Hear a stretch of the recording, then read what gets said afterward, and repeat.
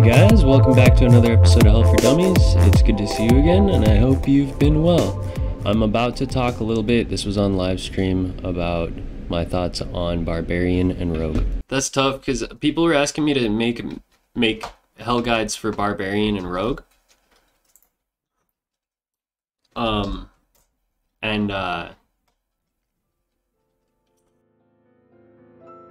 Or with the Rogue, there's certain rooms that are just almost impossible to cheese. They feel pretty impossible to do.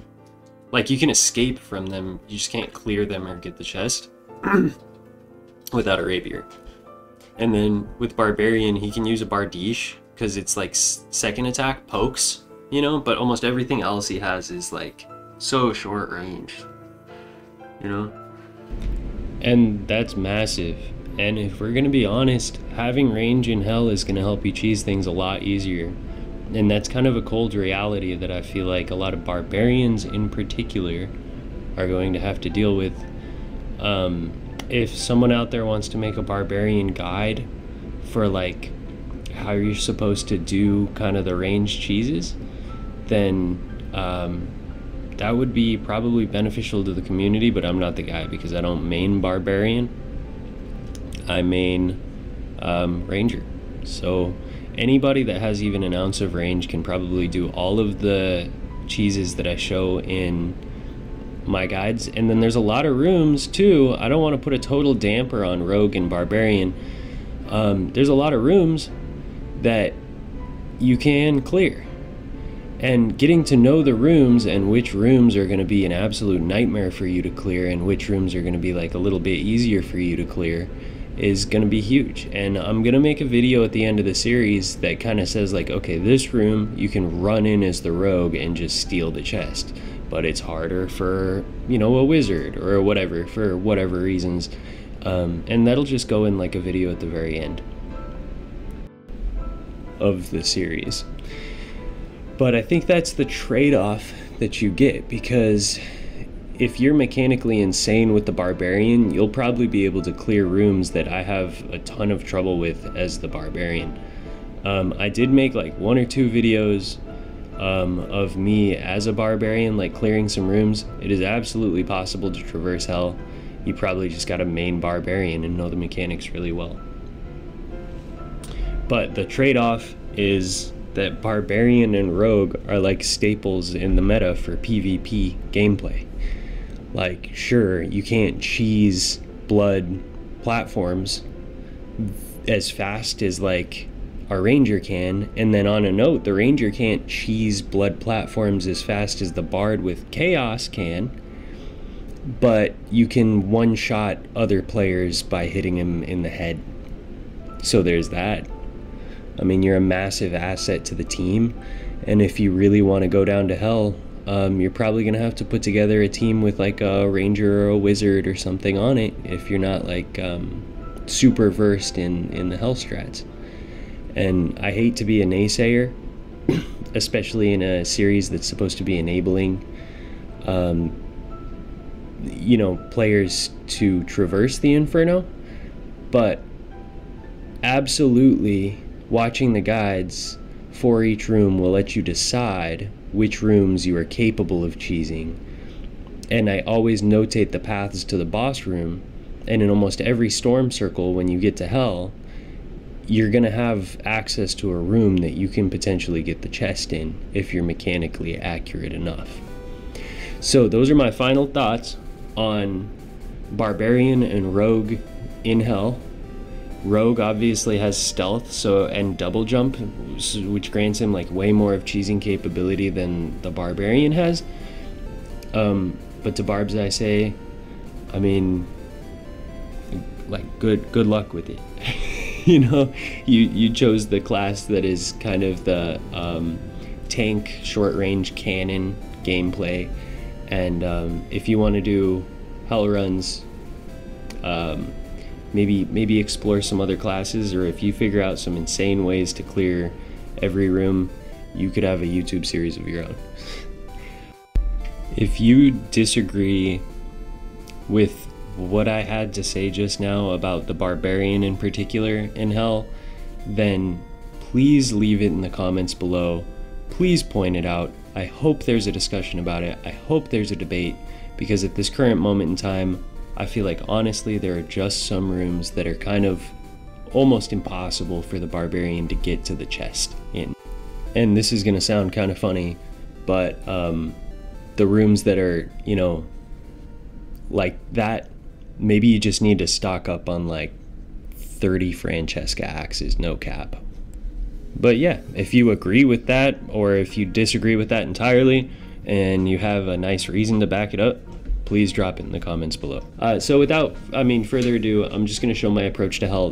Just for posterity, I like to show my approach to hell. I'm not gonna be showing a lot of like mechanic tips in this video, or talking about like mechanic tips, at least on my approach to hell. However, if you do want some mechanic tips, please check out the previous videos in the series. They're labeled like episode 1 through currently 7. And I do go through, like, the further you go back, the more beginner tips I have for you. This game was rather PvP intensive.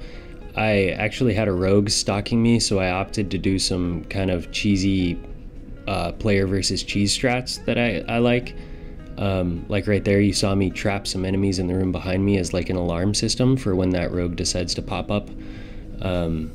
And I score a couple of kills, which is kind of nice. And I'll kind of talk about those mechanics, or like maybe the strats behind those.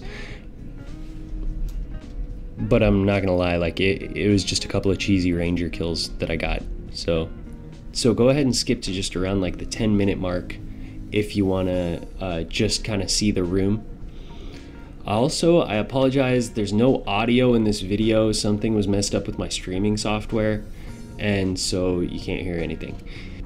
My mic was absolutely working, and you can see me talking to my stream as they watch. But I've had it muted just so that I could kind of put this commentary in. I'll probably go ahead and just like unmute myself for the most part from here on out, so that the video can be a little bit more entertaining. And of course there's the background music that I'm putting in from some of my favorite video games. So if you do just want to watch the approach, enjoy. Grab some enemies in the room behind me, so maybe they'll be my pets. Yeah, they just kited him away. I always find as a ranger, because the trap is so noisy and the sound is so recognizable, that you either want to set the trap long before the enemy shows up, which is difficult because how the hell are you supposed to know that an enemy is about to show up, or while they're fighting a mob. If you can hear them fighting a mob, you setting the trap, that sound might be masked by the mobs that they're fighting. Also, if you notice, I like walk towards the door, I play oblivious, and I loot the room a little bit too, to make him feel like, oh, he doesn't know I'm here. I just want to play dumb. And then I like walk over to the door and I open it, and then I close it, and then I just hide in the dark. And that way he can hear the door open and close, and so he thinks, oh, he left. You know, that's cool. Just on another note too, like, I'm a friendly player, and I tried to say hi to this guy. Ahoy out there, are you friendly? Hey, out there, are you friendly? I actually tried to say hi to him previously as well. At the south door. Can you hear me? I find too, if you're like one of those friendly players like me, if someone doesn't have prox chat on, they want to fight, okay? They don't have prox chat on because they don't want to hear you. They don't want to hear what a cool guy you are, you know? You were me, bud. Sorry. And that was kind of a harsh lesson for me to learn, because I'm way too trusting. I apologize. And I know some of you are too. But like, PvP is a reality of this game, and you don't sneak up on someone like without the intent of sneaking up on someone.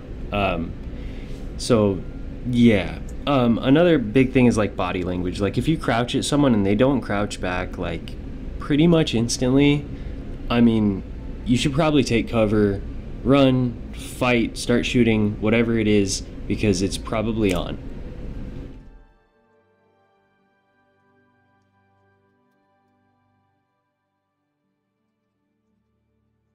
Someone went up that way. Interesting stuff.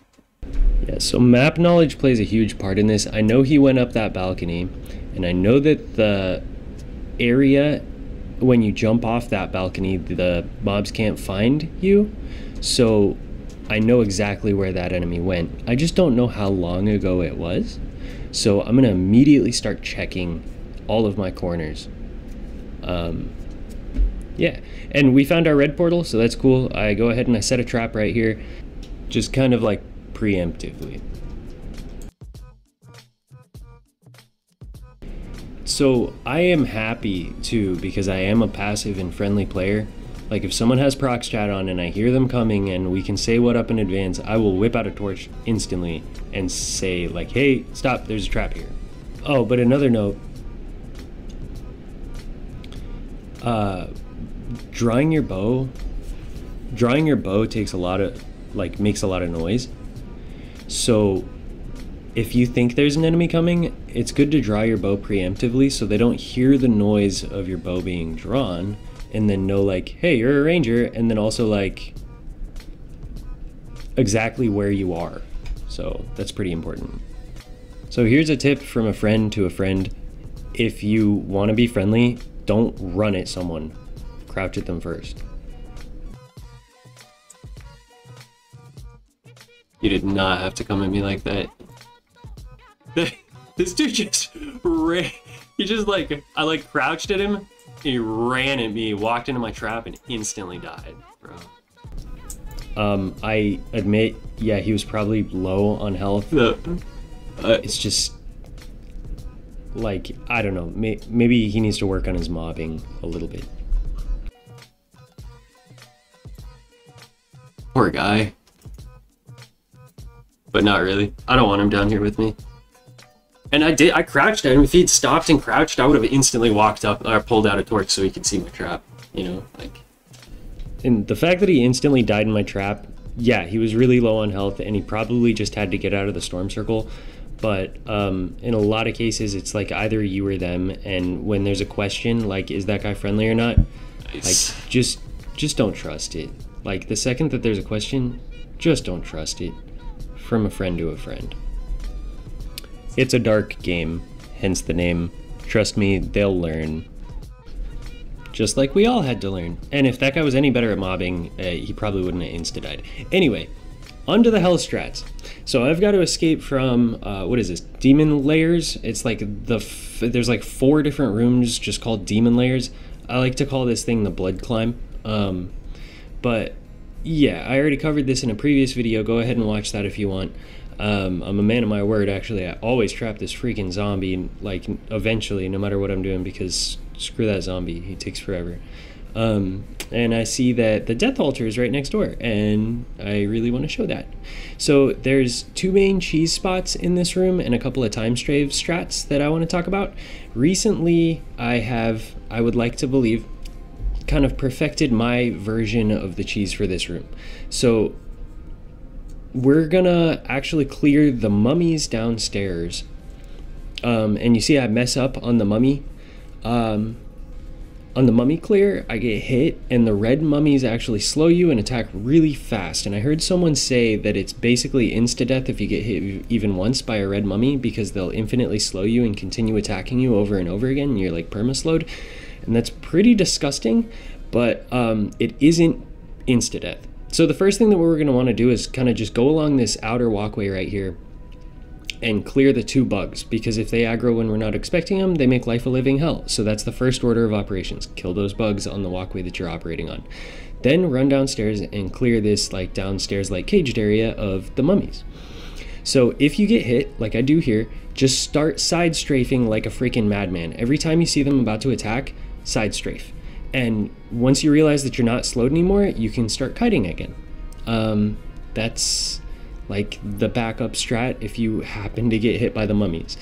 So yeah, the reason that we're clearing that downstairs area, and I just developed this strat recently actually, is to trap the demon berserker. And unless you're farming demon berserkers, they take forever to kill. So if we actually want access to that chest, in a lot of cases, we're gonna have to just like trap that demon berserker. Or if you're like full gold kitted, then you can trap him too. So this is the first cheese spot, and there's one in each corner of the room. there's like a chest that sections off the path, and if you just kind of go behind the chest, then as a melee or a range, you can kind of just tip all of the enemies that you kite back to that chest with your weapon. So that's kind of beautiful, because it's a melee strat, and I know people wanted melee strats. You just have to be really careful when you're doing that too, because the enemies, if you get within striking range, can break the chest when they swing at you. So that's huge. Open that gate. Okay, this is what we're going to do with the Demon Berserker. Pretty obvious. We're going to kite the Demon Berserker down there. Don't be afraid of the blood. Be more afraid of the Demon Berserker. Freaking trust me. You don't want to kite too far into the room when you do what I'm about to do either, because there's a skeleton in each back corner of the blood that will spawn and aggro on you, and they're usually like nightmare level skeletons, so that's pretty disgusting. So don't be afraid of walking around in this blood a little bit.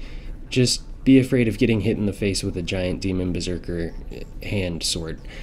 Trap that guy in there, and we're on to like phase 2, which is actually probably the easier part. So this whole room is like parallel, right? If like I do everything from this east side of the room, but there's like a mirroring position on the west side of the room. That is to say that everything that works over here works over there. Okay, so I go for another risky time save strat. My recommendation would be to kite the dogs one at a time over to this chest, but if you're like a total gambler, I guess you can kite them both. If you kite them one at a time, they'll each get stuck like that one dog. If you do what I do here, then one of them tries to lunge over the side and gets stuck where you're at. The other one doesn't always get stuck, and you have to finish him off just by fighting him. So like the one that got stuck, you could see that's further north, he doesn't always get stuck, so just keep that in mind. So this is the other cheese. This is like the corner cheese. I'm standing basically in a little magic spot where the enemies can't pathfind to you, and you'll see like every time anything aggro's on me from here on out and I'm not prepared for it, I just run back here. And you might have to you do have to crouch. First of all, make sure you don't fall into the pit that we just trapped a friggin' berserker in, because then you're dead, okay? You can also just kill the berserker from here. That would be the safe, time-consuming strat if you're only going to clear one room, and I would recommend that too. So there is a damage fall-off with the bows now, so I have to kite this enemy just a little bit closer to make sure that she takes like more damage. So you can step off of the magic spot in the corner right here, just long enough for her to like walk forward, and that will allow you to, you know, not have that damage fall off. With a wizard, you don't have to care about any of that.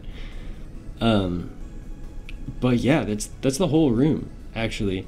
And this room used to be too time consuming, in my opinion, to clear for the amount of loot that was in it, because there's only one potential gold chest up there. Or, well, there's 3 chest positions, but in my experience, usually only one of them is either a lion's mane or a gold chest, and there's a high chance of mimics, so that kind of blows. But yeah, pretty easy, pretty chill.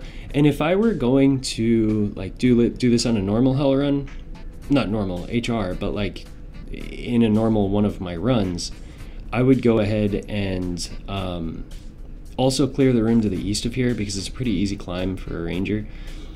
You can see there too, any enemy from here on out that you aggro, you could just kite up onto the altar. I was not expecting the Nightmare Mimic to leap forward like that. I don't know why. I guess I just don't encounter them that often, like actual Nightmare Mimics. So I get bit. But yeah, once you get up onto this altar, you can like safe most enemies, even in like adjacent rooms too. So the room to my west, if the circle is centered on that, you can start kiting enemies back here into either the corner cheese spots or the chest cheese spots, or even just onto the altar, as long as the chest behind the altar doesn't turn out to be a mimic and like leave that position. So yeah, just good things to keep in mind. And I think that's huge actually too. If you find a cheese spot in one room and then you're having trouble in the next room, you can always kite it back to the previously cleared room to like a cheese spot that's in there. So that's pretty tight. I go ahead and I just grab an escape, because it's helpful to, I guess, like escape at the end of these videos for obvious reasons. Like, yeah, but with a little bit of technique, a little bit of know-how, a little bit of map knowledge, we can go ahead and take our level 1 character all the way down into hell and get multiple capes, a full set of gear for our guy, and that's massive, you know. It's pretty easy, as long as you just like take it slow, take it carefully, and always have a plan before you move into a room. Always have a plan B too, like a fallback area, like that corner cheese where the enemies can't find you. That's a beautiful little plan B. However, like on a note, the devs, they are intent on removing cheese from the game. Like that's literally what they said. So I would say take advantage of these strats while you can. But I would also say it is entirely impossible to remove cheese from a game. So for every spot that they patch out, I will find a spot that the enemies cannot path to. And if you can ever shoot an enemy from where they can't path find to you, that's cheese, baby. So yeah, I'm gonna hop out of this portal, and that's cool. You can find the link to my Twitch in the comments below, where I give away all of the loot that I find on my hell runs. I literally keep none of it because I enjoy like the challenge of doing an HR hell run in gray gear. So every time I find a key or a golden item or a golden bow or something bissed out, it drops into this loot tab that I have on my bard, and that loot tab is stacked right now. I got mystical gems, I got golden keys, I got rusty keys, I got, you know, weapons for every class that you can sell for massive amounts on the market or just use them. And yeah, I'd love to see you on the Twitch channel anyway. I'm trying to build a community of supportive and friendly players, and sure, there's going to be trolls because, you know, it's a dark game and there's trolls everywhere, but I would love to see you there, and I'm sure that the community that's been kind of building up in the meantime as well would also love to see you there. So if you have any strats that differed from the strats that I showed here, go ahead and drop them in the comments below, as long as they relate to the room that I just covered, and which would be the death altar. And yeah, I hope you have a lovely day. Good luck and Godspeed, adventurers. Oh, and don't forget to buy torches.